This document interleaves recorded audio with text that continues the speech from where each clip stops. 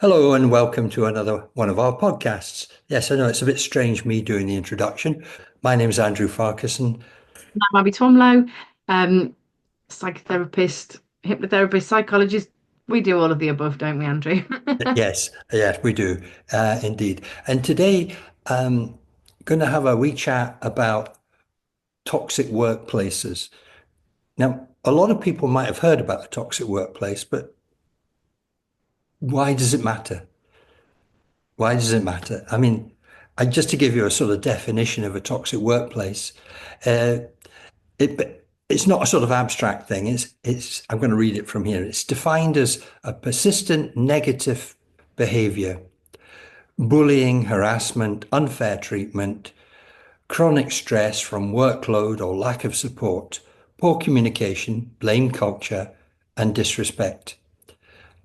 And these obviously continuously harm people in terms of their sort of relationship to work, but it can also have a big effect on them outside of work. The other thing is that people often ask, well, yeah, that's fine. And we have all this well-being stuff and we have a well-being policy at work and we can tell you we do this and we do that. The statistics say that actually we don't. I say we, I'm talking about most businesses. They talk a good game. When it comes down to reality, there's not much there. And why does it matter? Well, apart from the personal and the human cost, it has an enormous financial cost. It's reckoned that last year, where the figures were given, that it was somewhere round about 51 billion pounds in the UK economy were lost to toxic workplaces and employee well-being issues.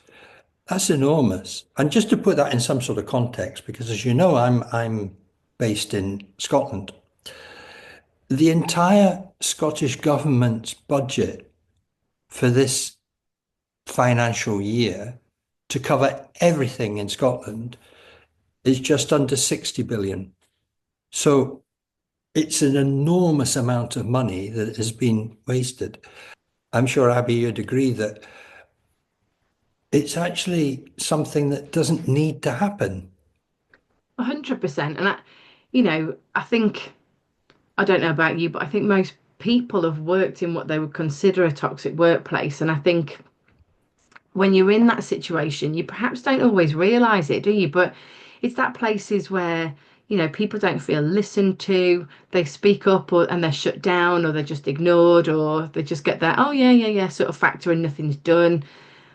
Just how people treat each other within that workplace, I think, is very telling. Is there bitching in the staff room? Is there backstabbing and a sort of lack of respect? Do you sort of tut and roll your eyeballs at management? And I don't know, even places where employees are sort of pitted against each other, can all be sort of telling signs of a toxic workplace. But that is a lot of money, isn't it? So where do you think that money, where does it go?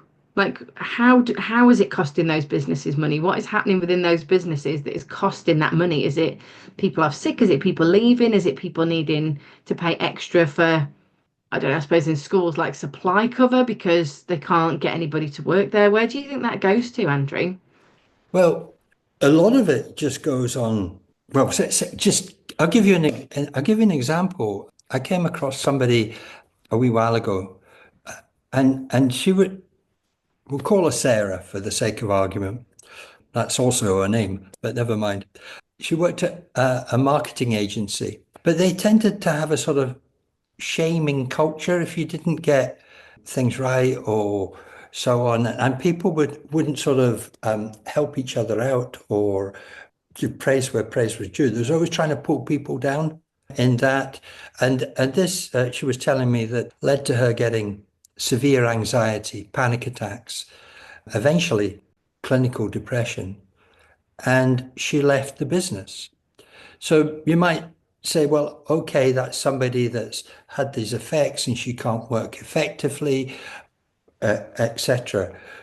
But there is an immediate cost with that because I think it's reckoned it costs something around between, depending on your business, three to £10,000 to recruit a new person. And Wow. and in that you're including, I mean, the obvious things like advertising, etc., and then the time it takes to do interviews and follow-up interviews and so on. But the other statistic is that for somebody to be fully up to speed, it takes approximately 6 months until somebody's fully engaged. Obviously, it'll depend on different businesses and different people, but that's the sort of average. So you're not being fully productive in that. So you're not making the money from a business point of view. There may also be issues if somebody feels they have to leave to do with constructive dismissal, and so on, which then can lead to employment tribunals and the time and stuff that that takes and fines and the like. So it is quite a big sort of business, and not to mention the physical and the psychological health of the person, like Sarah, for instance.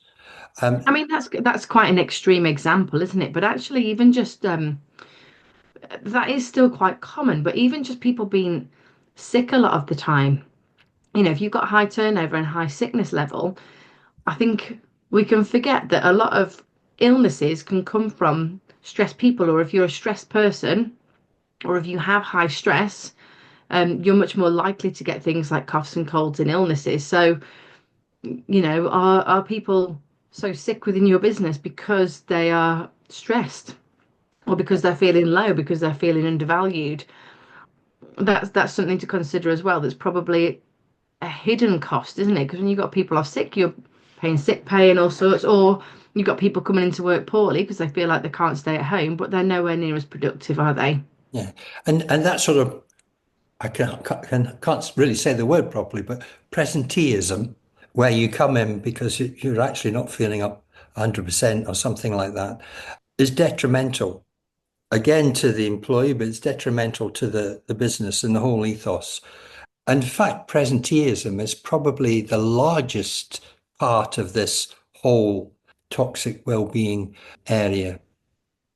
It's I think a lot of the time we assume that it must be because of leadership that we've got a toxic workplace as well. But I think when it's been like that for quite a long time, and leadership does play a really big role, doesn't it? But Mhm.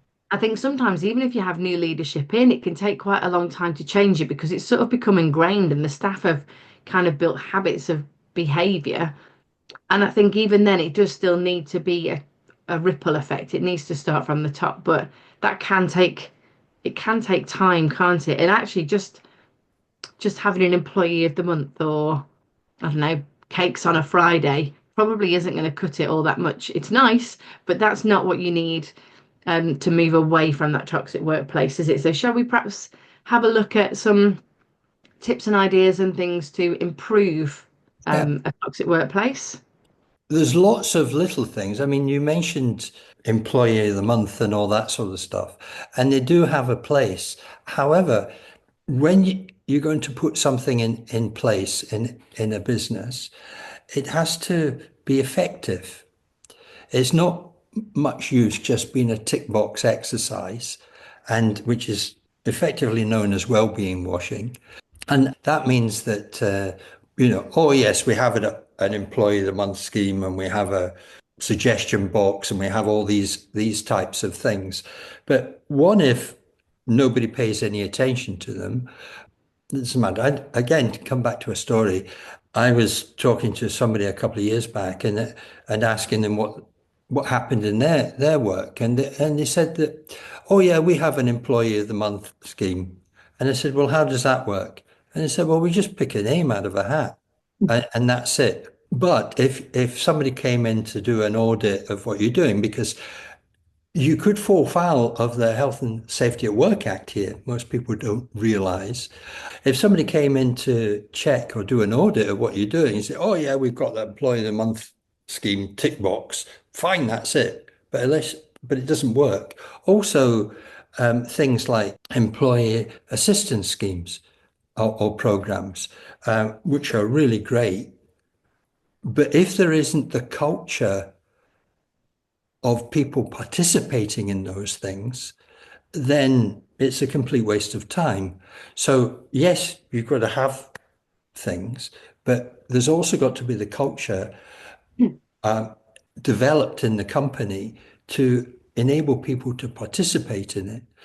And it's not, again, coming back to the financial aspect, it's not some airy-fairy thing.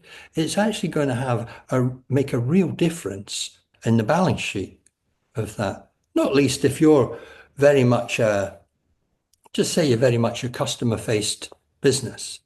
You're going to get better customer relations. You're going to get more engagement and therefore more sales when you have staff who are feeling cared for them and appreciated.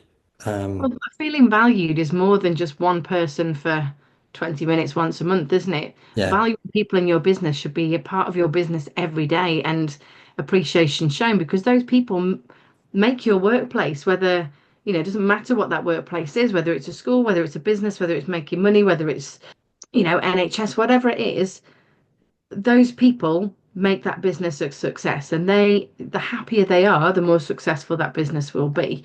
And showing real value is about listening to people's opinions and then following something through. There's no point doing staff questionnaires if you're just going to roll your eyes and ignore them. It's a complete waste of time. People feel valued when they feel heard, when they feel appreciated, and when they feel like they're part of a team, when they're part of a bigger thing and they have an impact. And I think that's what's missing a lot of the time. And employee assistance programs, a lot of the time it's a phone number stuck up in the staff room or on the back of the toilet door, and it's something that you then go away and do at home and private and you don't really share. And I'm not saying that you should tell everybody that that's what you've done, but there's certainly not that open culture within a workplace when it's working like that necessarily. yeah, no, that's exactly right.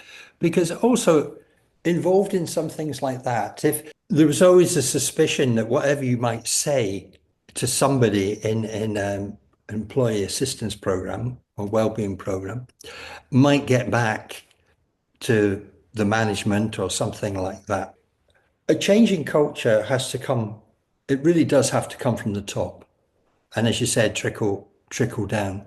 So building up things like emotional intelligence, listening skills, the way that we talk to each other. Every business will have a set of policies and they'll have things like bullying policies and they'll have this policy and that policy, but they won't be adhered to. Half the time they just need to just go and adhere to the policy they've got anyway. Bullying is a big issue at work in many workplaces. You don't even have the respite now of when you finish your work and you go home that the bullying from people at work can finish. Now with social media and so on, it's exactly the same with people in schools when they're children when they're bullied and stuff. They don't have the ability like maybe when we were younger, when there wasn't social media to escape those things. So Yeah. also for leaders to lead by example as well. I worked somewhere where, they were very clear about, you go home at this time and you leave, but then the manager, the leader, will still send emails at 2 o'clock in the morning to staff. Yeah. And actually, that's not leading by example because then what are you expecting that member of staff to do? Are they supposed to be replying to that email at 2 o'clock in the morning? Then there was a follow-up email at sort of 6 o'clock in the morning, just as a reminder. And actually, this member of staff that I know that this happened to then had a panic attack on the way to work because this email hadn't been dealt with. And that's not the way to lead by example. If you're telling people that you value their well-being and their time at home, then you need to do the same. You need to have tools down and not contact people. If you decide to do paperwork in your own time, then that should be a choice that you make, not something that's expected. And I think that needs to come from leadership as well. Leadership need to model good well-being and good emotional intelligence because that's the kind of thing that follows through as well, isn't it? Yeah, that's right. And it all of those things, if you say something like that, get your work-life balance, okay, and then you completely ignore it because it's coming from the management or the boss or whoever, then it does intimidate, even with the best will in the world. It does. And it just is a hypocritical approach in that sense. Well, and But it sets an expectation, even if that's not what you're saying, even if you're saying, well, actually, I didn't expect you to reply, it's just that I was up, it still sets an expectation and it's still setting that person's mind off with work at times outside of their working hours, isn't it? And I think, a good emotional intelligent leader would understand that and would wait probably to have a conversation with that person face to face as well, because that's a much better thing to do than be sending emails in the middle of the night. And actually, if you want the best from your team, from your staff, they need to feel like they've got a good connection with you, that you can call them into the office without that fear of utter dread.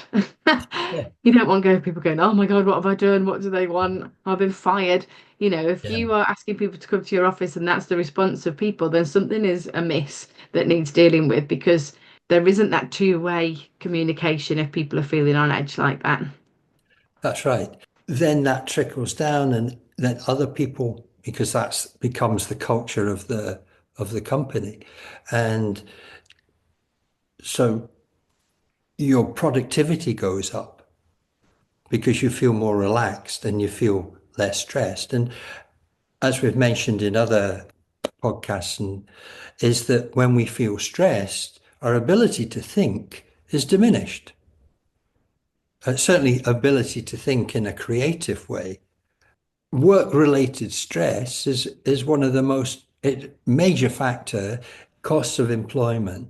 So, as part of your strategy, even if you're just coming at this from a hard-nosed financial point of view, what's one of the major costs? Work-related stress. So let's reduce stress. And that then, as we mentioned earlier, reduces absenteeism, presenteeism, and long-term health issues of many, many people. Other things that relate to cost and toxic atmosphere is bullying, harassment, discrimination. Well, businesses already have policies in place. Adhere to them, review them. If necessary, and I would say it probably is, get in touch with Abby or me. We can come along and help you have a look at it. Lack of support with mental health. I mean, how many people have first aiders I in mean, businesses? all businesses have to have mental health first aiders now. That's they have to be within all businesses, don't they? But actually, that is only tackling problems at crisis point, and that is only signposting people to other services. And while that is important, if you've got a good ethos within a business, good emotional intelligence and good practices in place, I'm not even going to say policies because the policies are always there, they have to be, but good Yeah, practices in place, you're going to have less of those issues anyway. You're going to have less people that are struggling because they're happy, more motivated. And I know that I've spoken to businesses and they're saying, well, we've got this helpline and we keep an eye on, they obviously don't know who's used it because that's confidential, but what it's used for, how many people use it a month, etc., etc. And they were saying, well, actually, most people phone, and it's not issues to do with work, it's to do with home, so it's not our problem. And I said, well, actually, I don't really agree with that, because even if it's an issue at home, they don't just hang up that problem at the door when they come to work. They're going to be bringing that problem with them. They're going to be worrying about it. They're going to be thinking about it all day, and that's going to impact how productive they are. So just because people are picking up the phone to those services because of an issue at home, that's still important. That should still be important to you as a leader. yeah, Um, and you should have staff that feel like they can come and talk to you about stuff like that as well. Not everything, I understand that, but I've spoken to so many people that have said, oh, I don't want to tell management that we're struggling for a family or that we're going for IVF or that me and my husband are split up, or, because mhm, they don't feel comfortable enough with their management to go and approach them and speak to them about stuff like that. Whereas actually, even if there's nothing else that you can do apart from make that person feel heard and say, okay, if there's anything you need, you know where I am. If you need a doctor's appointment, if you need this, whatever it is, come and talk to us and we'll try and work our way around that. but that's not, it's quite a rare thing actually to have a leader like that. Yeah. If you were to ask what the biggest thing is that is exactly what you say. It's poor management and leadership. Most managers will think they're good and know what they're doing, but there's a lack of self-awareness there in that they probably don't listen. You could ask the question if you're a manager listening to this now or a leader, how do you think your employees or people that you know think of themselves when they're coming to you? How do you think they feel when they come to visit you in whatever capacity? What do they think? Do you think they feel comfortable? Do you think they feel happy? Do you think they feel listened to? Just have a little think about that yourself. How do other people see you? It's quite a tough thing to evaluate, isn't it? Because we kind of naturally assume as human beings that we're right because that's how our brains work. Because if we didn't do that, then we would be constantly on edge. But it's quite a difficult thing to assess yourself like that, I think. But to do it from somebody else's perspective is quite a good idea. But yeah, do you make people feel comfortable? Or there's so many leaders that I speak to that are kind of saying, well, that's not my problem. Or it doesn't matter what they think because this needs to be done. And I know this needs to be done because I'm the manager. So we're kind of paying lip service really by asking people's opinions, just so you can say, well, I've asked people's opinions, but I'm going to ignore it because I'm the leader and we need to do this. Well, And I come back. you see it so many times, and you just think, why did you ask? Yeah. Well, in that Um, sense, I come back to the point we were making earlier about the financial thing is when you have that attitude as a manager or a leader, you're effectively throwing money away from your business. You're reducing the productivity. You're doing the complete opposite thing you think you're doing because you're just chucking money out. And if you know you've got that attitude and you say that and you know what we've just been talking about, then it's a sort of, well, a strong word, I suppose, a sort of theft because you know you're chucking money away. But the poor management it is easy to change. It is easy to change.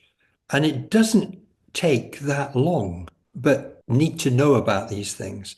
And even asking that question about how do people see me, even if you find it hard to reconcile it, it shows a certain amount of self-awareness to ask the question properly, because then you realize there is a possibility that they don't see you in the same way that you see yourself, which can help.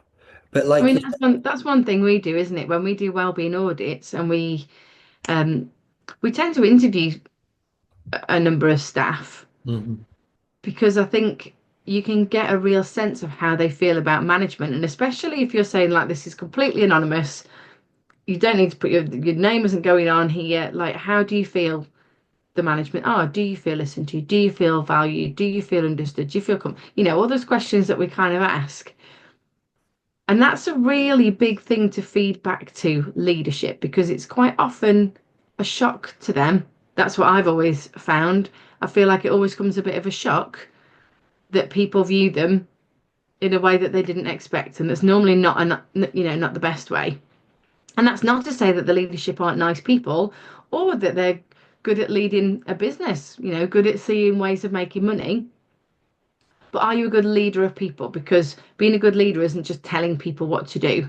Yeah. It's about listening and taking your team along with you, or, you should all be moving together, not just you pulling people along, whether they like it or not. Companies with strong mental health support see increase in employee engagement and retention rates, which we've talked about. I won't go back into that and what all that means.